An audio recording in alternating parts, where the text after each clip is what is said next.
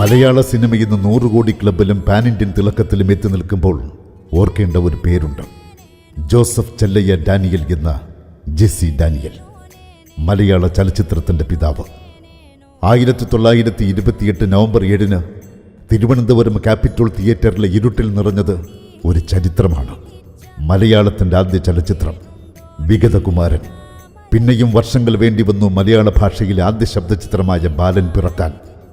വിഗതകുമാരൻ്റെ അരങ്ങിലും അണിയറയിലും പ്രവർത്തിച്ചവർക്ക് ഒരുപാട് ത്യാഗങ്ങൾ സഹിക്കേണ്ടി വന്നു.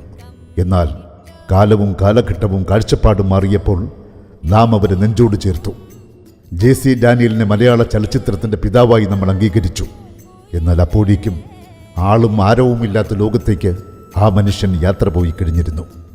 ജെസ്സി ഡാനിയലിൻ്റെ കഥ പറഞ്ഞ ചിത്രമാണ് കമൽ സംവിധാനം ചെയ്ത സെല്ലുലോയിഡ്. ഈ ചിത്രത്തിലെ എല്ലാ പാട്ടുകളും സൂപ്പർ ഹിറ്റുകളായിരുന്നു. റഫീഖ് അഹമ്മദിൻ്റെ വരികൾക്ക് സംഗീതം നൽകിയത് എം ജയചന്ദ്രൻ.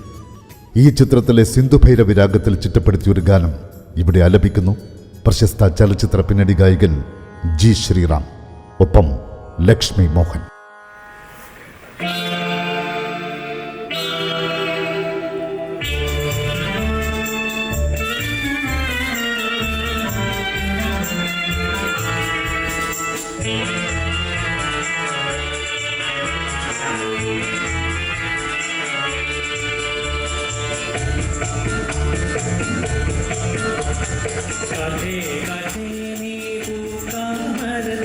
പാട്ടും